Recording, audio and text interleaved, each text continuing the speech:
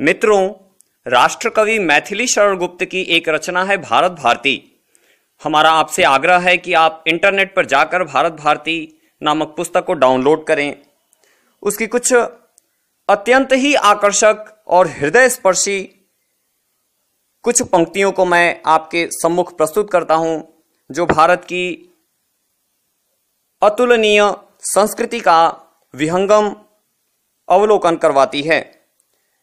एक प्रसंग है कि हमारे यहाँ के वस्त्र कितने महीन बनते थे कि उनको कई तह करके भी पहना जाए तब भी शरीर झलकता ही रहता था। और एक बार एक बांस की नली में रखे हुए एक कपड़े को जब बाहर निकाला, बांस की नली लगभग 1 फीट से भी छोटी होती है और उसका डायमीटर 1 इंच से भी कम होता है। उससे पूरी की पूरी हाथी ढक गई और हाथी के ऊपर राजा जिस अंबारी में बैठते हैं वह अंबारी भी ढक गया। इसको कितने सुंदर तरीके से मैथिली जी कहते हैं, बांस की नली में रखा थान कपड़े का नया, आश्चर्य अंबारी सहित हाथी उसी से ढक गया।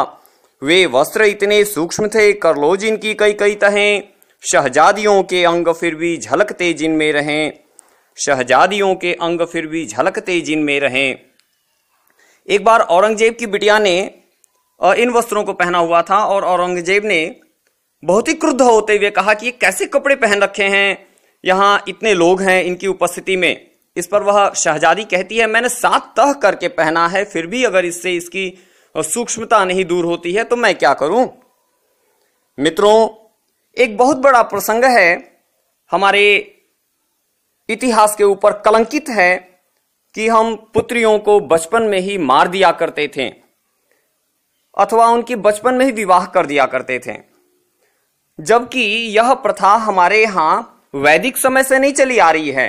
यह तो मुगलों के काल में ही हम अपनी पुत्रियों की रक्षा करने के लिए मन के ऊपर पत्थर रख करके उनको बचपन में ही मार देना पड़ता था।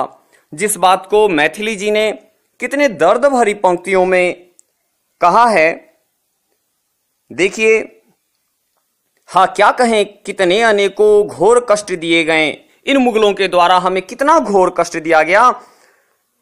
हाँ क्या कहें, कितने को घोर कष्ट दिए गए, बल से असंख्य अबला जनों के धर्म नष्ट किए गए।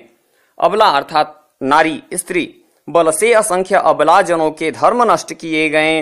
घर में सुता के जन्म से होती बड़ों को थी व्यथा। सुता अर्थात पुत्री, घर में सुता के जन्म से होती बड़ों को थी व्यथा।